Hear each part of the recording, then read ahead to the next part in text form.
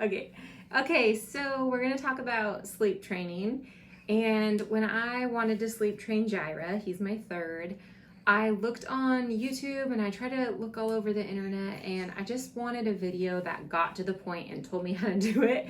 And I felt like I kind of had a hard time finding just this is how you do it. And I had a friend who kind of helped me and told me about a course she took and walked me through it a little bit. So I'm going to explain what I did with him, and then I'm going to give you like kind of my experience with my other two, because every baby's so different. I thought maybe it'd be helpful to like hear my other stories.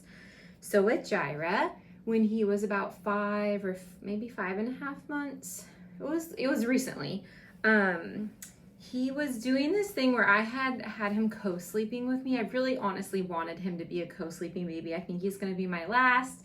And I just loved sleeping with my son in bed so much, my first. So I was kind of hoping for that. But I would say maybe around like 3 or 4, maybe it was 4 months, he would be in bed with me and he would like wake up crying. So I'm like, okay, I think he wants his own space. I think he rolled early. So I'm like, I think he wants to be in his crib so he can kind of move around. And also he kept waking me up every time he would resettle. And so I would wake up and I would like instantly put my boob in his mouth thinking, oh, he's hungry, because I'm like sleep deprived and delusional. So we kind of made this like weird cycle of, I kept like waking up and nursing him when he didn't necessarily need to be nursed. And then he got used to that. So he's using me as a pacifier. And then I was like flip-flopping between like, oh, he wants to be in his crib right next to my bed, or he wants to be in bed with me. So it was like 7 or 8 times a night. I'm just waking up and I'm like putting him back in his crib, putting him on me. But I'm just delusional. And it was not working for either of us, and it was making both of us cranky, and I felt like my body was just breaking down. And so I decided I needed to sleep train.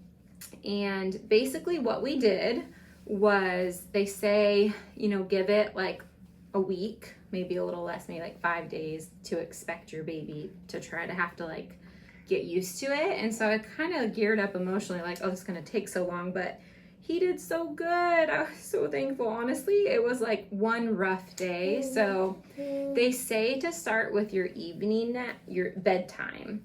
And basically once you get him all like nursed and settled down, and I would do till he was like almost asleep, because he'd never fallen asleep on his own at this point. So my goal was just to like, I want him to be able to fall asleep without me. And so I would get him where he was like almost asleep, like his eyes are like closing, he's trying to go to sleep on me, and I would lay him down in his crib like as tired as I could, just to make it easier on us. And so they say to start with bedtime first. I don't know why, and honestly, it was trial and error. I feel like I probably could have done it better, but I decided to start. So I did the first night, and it took him, I think he was just really sleepy, but it took about 15 minutes of him crying till he gave it up, which was like, oh my gosh, this is amazing. And then the next day I was going to put him down for a nap, and my husband was basically like, well, you should be consistent. So I essentially sleep trained naps and bedtime all together, which I've heard mixed things about. If you don't want your baby crying all day, don't do them at the same time. Are you getting hungry? We might have to pause this. But I just felt like what I wanted to do was, I just wanted to be consistent and not confuse him. And am I gonna have to pause this? So we started the first night, and then the next morning, so for his first nap, I got him sleepy and I put him down in his crib, and it was hard. He cried a lot. And I think something people don't talk about a ton in sleep training is how hard it is on your mama heart. Like, I feel like it's really emotional, and you have to be confident when you're doing it, or you just second guess yourself and you want to quit. And you're like, I need to go get my baby. They need me, they need me. And it's like really hard. So because he's my third, I knew that I didn't want to hear him cry. And so I just took the baby monitor outside with me so I could see him and watch like his, on the monitor, like how hard he's crying. And I would just watch him. And they say do check-ins.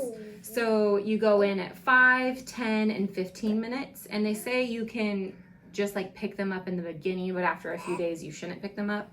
I feel like I didn't follow all the rules, and what worked for me, because I was always nervous he needed to burp, I would pick him up and I would stay in there like 20, 30 seconds and soothe him, and then put him back down. And I would just reassure him a lot, like, you could do this, you're such a good sleeper, you've got this, buddy, I know you're tired, you're safe. and I would just like even pray over him a little bit.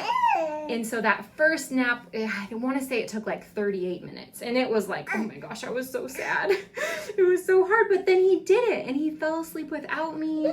You did such a good job, huh? So then we tried again for his next nap, and it took just a little bit less time. And then we had his third nap, and I think I did it wrong again. I second guessed it, and I just put him down too soon.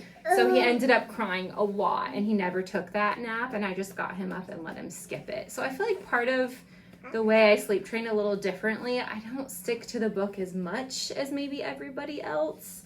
I kind of just go with my intuition. Like if I think that I listen to his cries too, where it's like, they say that they roller coaster cry, and you're supposed to go in when they're at like the low part. Buddy, do you want to go to sleep? I don't have time for this video. Do you want that?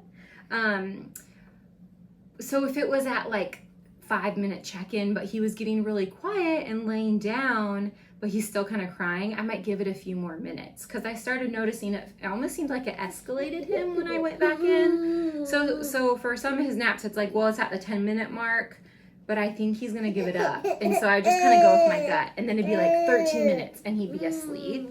Okay, I'm going to have to do part 2 of this. Okay, say bye. I'm going to go down for a nap. Say night-night, everybody. Okay, part 2 coming soon.